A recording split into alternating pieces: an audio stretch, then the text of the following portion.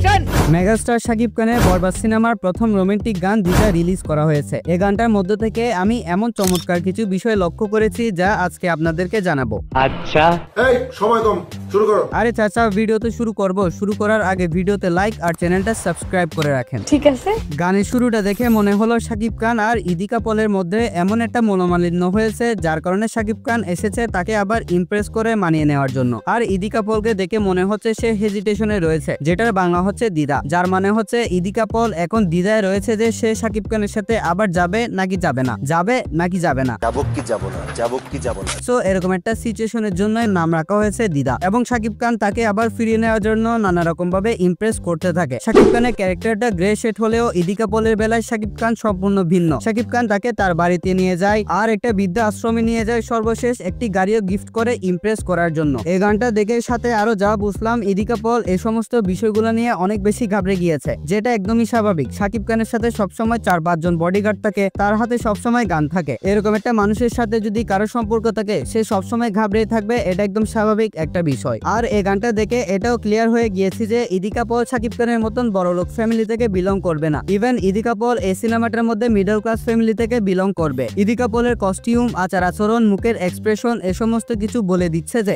ইদিকা পল এখানে অনেক বেশি সাধারণ একটা মেয়ে হবে। এবং এই সাধারণ মেয়েটার প্রেমে পড়ে যায় দেশের আল্ট্রা প্রোম্যাক্স বড়লোকের ছেলে আরিয়ান মির্জা অর্থাৎ শাকিব খান। ও আই সি।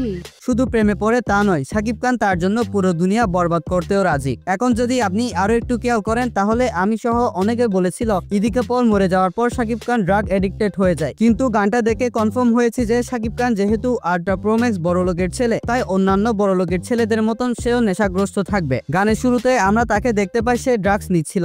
এরপর সে যখন নিতুকে নিয়ে অর্থাৎ ইদিকা পলকে নিয়ে তার বাড়িতে যায়, সে সেখানেও কিন্তু ড্রাগস নেয়। গানটা আমি সম্পূর্ণ খেয়াল করে দেখতে পারলাম সে এই গানটার মধ্যে বিভিন্ন জায়গাতে ড্রাগস নিচ্ছে, যেটা আপনিও খেয়াল করলে লক্ষ্য করতে পারবেন। আমরা আরো দেখতে পাই ইদিকা পলকে শাকিব খান মাঝখানে একটা মিটিং থেকে ডেকে নিয়ে যাচ্ছে, যা দেখে মনে হলো ইদিকা পল হয়তো শাকিব খানের নিজের কোম্পানিতে কাজ করে এবং সেখান থেকে তাদের প্রেমের যাত্রাটা শুরু হয়। ওভারঅল এই সম্পূর্ণ গানটার মধ্যে শাকিব খানের মানিয়ে নেওয়া থেকে শুরু করে ইমপ্রেস করা পর্যন্ত এই সিনগুলোর সাথে আমাদেরকে পরিচয় করিয়ে দেওয়া হয়। এই জায়গাতে একটা কথা আবার বলতে হচ্ছে, আপনারা আবার খারাপ ভাবে নিয়েন না। এই জায়গাতে যে শাকিব খান ইদিকা পলকে একটা গাড়ি গিফট করে, এই সিনটা কিন্তু রণবীর কাপুরের অ্যানিমেলের সাথে খানিকটা মিলে যাচ্ছে। আমরা অ্যানিমেল সিনেমাটার মধ্যে দেখতে পেয়েছি রণবীর কাপুর তৃপ্তি দিমনিকে ইমপ্রেস করার জন্য একটা রোলস রয়েস গিফট করে, এখানেও সেম শাকিব খান ইদিকা পলকে ইমপ্রেস করার জন্য একটা গাড়ি গিফট করে। আর এই সম্পূর্ণ গানটার সবচেয়ে বেশি ফোকাসিং পয়েন্ট ছিল শাকিব খান নিজে। শাকিব খানকে এই গানে একাধিক কস্টিউমে দেখা গিয়েছে, যা তার বড় লুকস ব্যাপারটাকে একদম সুন্দরভাবে প্রেজেন্ট করতে পেরেছে। এই সিনেমায় শাকিব খানের লুকটাকে যারা মেকআপ করেছে,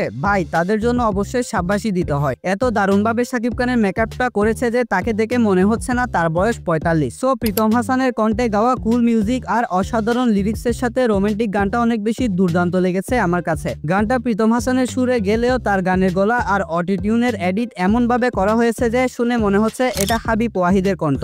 বাট যাই হোক, প্রীতম হাসান এমন ট্যালেন্টেড একজন শিল্পী, সে কিন্তু জানে আমাদের জেনারেশনকে কিভাবে স্যাটিসফাই করতে হয়, এবং সে এই গানটার মাধ্যমে এই বিষয়টা আবার প্রমাণ করে দিয়েছে সে আমাদেরকে আবার স্যাটিসফাই করতে পেরেছে। গতকালকে গানটা রিলিজ হওয়ার মাত্র কয়েক ঘন্টার ব্যবধানে এটা ট্রেন্ডিং এ 11তে চলে এসেছিল, এবং আমি যখন এই গানটার ভিডিও বানাচ্ছি তখন এই গানটা একে ট্রেন্ড করছে। বোঝাই যাচ্ছে গানটা মানুষ কত বেশি পছন্দ করেছে। সো গাইস, গানটা নিয়ে যদি আমি আমার পার্সোনাল ওপিনিয়ন শেয়ার করি, তাহলে গানটা আমার কাছে অসাধারণ লেগেছে।